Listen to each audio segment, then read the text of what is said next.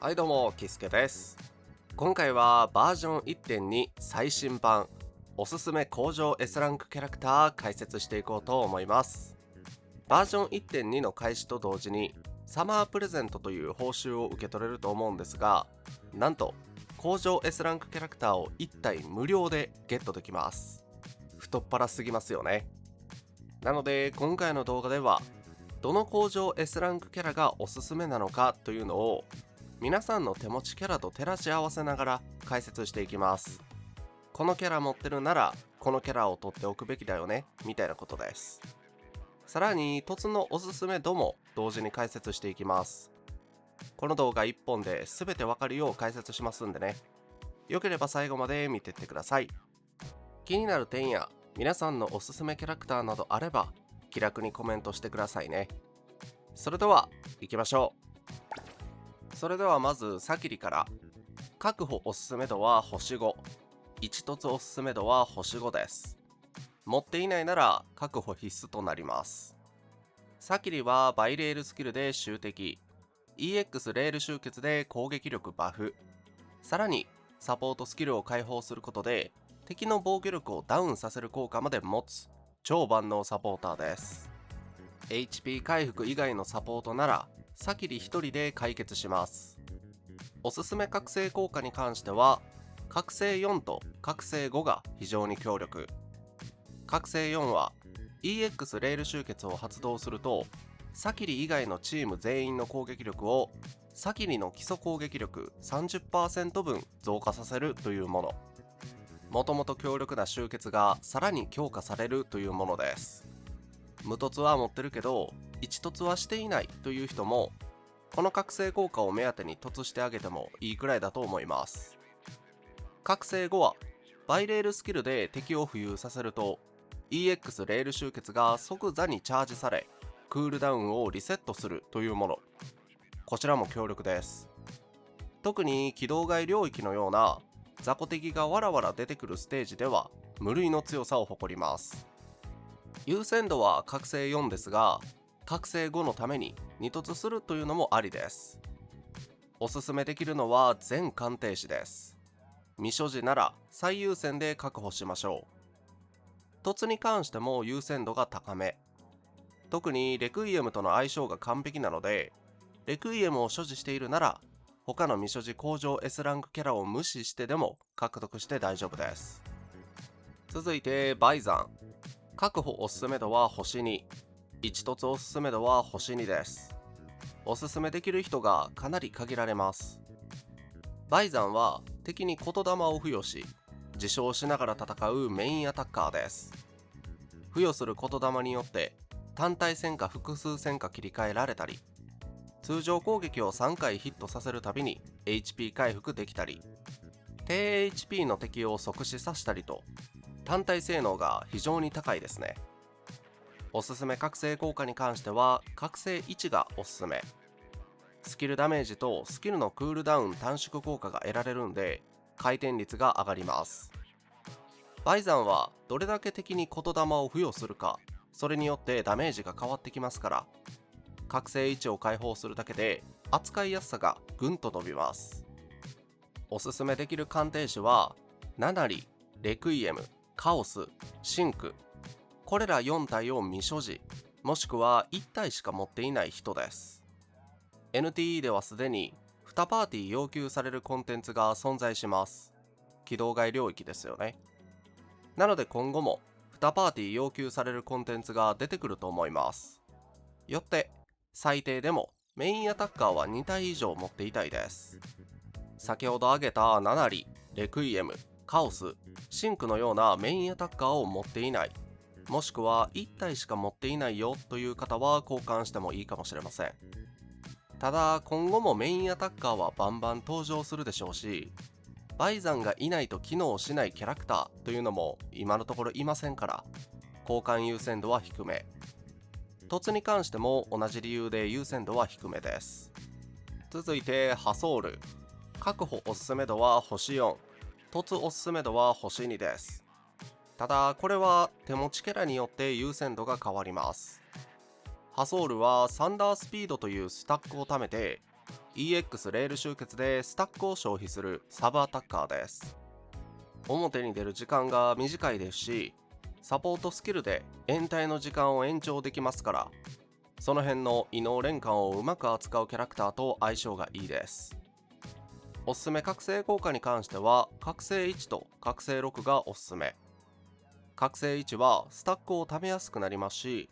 覚醒6は EX レール集結中のクリティカルダメージが 30% も上昇します。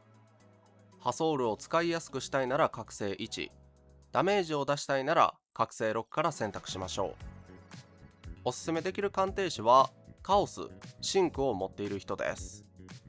カオスは延滞の時間を延長してあげるとダメージが大幅に伸びますし、延滞の持続時間を伸ばしてあげることでシンクのサポートスキルで強化できる重蓄の発生が容易となります。カオスとシンクの最適キャラクターの1体ですから、それら2体を持っている人は確保推奨です。逆に持っていないなら確保しなくてもいいかなと思います。凸に関しては、ハソウルを採用したい第一の理由が延滞の持続時間延長なので、そこまで凸優先度は高くありません。無凸を確保している人は別のキャラクターに回してあげましょう。他にも詳しい解説が見たい方はこちらの動画でやってますから、お暇な方は概要欄からご覧ください。続いてファルディーヤ。確保おすすめ度は星3、凸おすすめ度は星2です。持っていないなら取るべきだけど、他のキャラを差し置いてまで取るべきなのかと聞かれると悩ましいラインです。ファルディーヤはバイレールスキルで敵とダメージの共有、EX レール集結で自身の HP 回復、そしてチーム内にいるだけで味方が受けるダメージを肩代わりしてくれる耐久キャラクターです。とりあえずファルディーヤを採用しておけば全滅して負けてしまうということはなくなるだろうっていうぐらい耐久性能が優秀です。おすすめ覚醒効果に関しては覚醒1がおすすめ。覚醒1は味方とのダメージ分担割合が 50% から 75% になるという効果。ファルディーヤは集結で自身の HP を回復できるんで、より強固な盾となります。おすすめできる鑑定士はレクイエムを持っている人、耐久枠が欲しい人です。特にレクイエムとの相性は破格で、レクイエムはできるだけ表で戦っていたい分被弾が気になります。そんな心配をレクイエムが表で殴りながら解決してくれるのがファルディーヤです。異能連関の相性もいいですし、レクイエムを持っている人は確保推奨です。凸に関してはサキリの凸を進めているなら候補に上がるかなぐらいです。無凸状態でもしっかりとタンクとして仕事をしてくれますから、他の工場 S ランクキャラに回してあげましょう。他にも詳しい性能が見たい方はこちらの動画でやってますから、概要欄からご覧ください。続いてダフォディール。確保おすすめ度は星4、1凸おすすめ度は星4です。レクイエムを持っていても持っていなくても優先度は高めです。ダフォディールはブレイク性能が高いキャラクターで、 EX レール集結を発動するとファントムシフトというスタックを獲得。そのファントムシフトでレール反撃に成功すると即座に集結を最大までチャージとトリッキーな動きが可能です。他にも味方がサポートスキルを2回発動するとバイレールスキルが強化されたり、工場キャラクターにしてはやれることが多いです。おすすめ覚醒効果に関しては覚醒2がおすすめ。覚醒2はファントムシフトでレール反撃に失敗したとしても即座に EX レール集結がチャージされるという効果。敵の攻撃をわざわざ待つ必要もなくなりますし、集結の回転率も上がります。おすすめできる鑑定士はサキリを持っているならほとんどの人におすすめできます。特におすすめできるのはレクイエムを持っている人なんですけど、レクイエムを持っていないなら唯一の闇異能キャラクターになるわけですから、それはそれで優先度が高めです。今後呪い異能とか魂異能のメインアタッカーが来た時に活躍しますから、サキリをすでに所持している人は交換しちゃいましょう。凸に関してはサキリの凸を進めている人は優先度が高めです。一突するだけで超強くなりますし、使い勝手も良くなります。検討してみましょう。他にも詳しい性能が見たい方はこちらの動画でやってますから概要欄からご覧ください。最後は助演。確保おすすめ度は星4、一突おすすめ度は星3。創生パーティーを強化したい人は優先度が非常に高いです。助演は敵にマーカーを付与して持続ダメージ、通常攻撃長押しや EX レール集結でマーカーを消費し大ダメージと、裏からでもダメージを出せるサブアタッカーです。特にサポートスキルの創生強化は破格。一度の異能連環で生み出せる創生種の数が1つ増えるんで、単純に創生によるダメージが倍になります。おすすめ覚醒効果に関しては覚醒2がおすすめ。覚醒2はマーカーのダメージ倍率がプラス 100% され、さらに EX レール集結でマーカーを消費すると、消費した時に発生した総ダメージの 5% 分チーム全員の HP を回復するという効果。持続ダメージの増加だけではなく HP 回復効果までつく優秀な効果です。おすすめできる鑑定士はナナリ、ホトリ、カオス、シンクを持っている人です。ナナリとホトリに関しては助演がいることで最強の創生パーティーを組むことができます。ナナリやホトリの最適メンバーなんで、この2体を持っているなら確保推奨です。カオスに関しては最適パーティーではないんですけど、重畜をメインに戦うパーティーで使うなら助演を採用できます。シンクはおそらくイロヒが来るまでのつなぎとして使えます。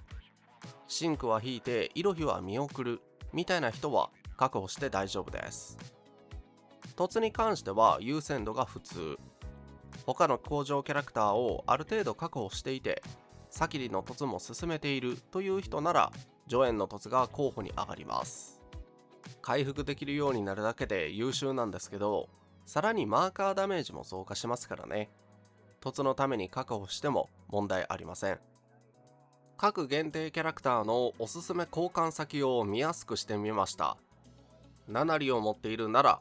助演、サキリ、一凸サキリ、一凸助演、未所持キャラ、この順。ホトリを持っているなら助演、サキリ、一凸サキリ、ハソール、一凸助演、未所持キャラ、一凸ハソール。レクイエムを持っているならサキリ、一凸サキリ、ダフォディール、一凸ダフォディール、ファルディーヤ、未所持キャラ、一凸ファルディーヤ。カオスを持っているならハソール、サキリ、一凸サキリ、助演、一凸助演、未所持キャラ。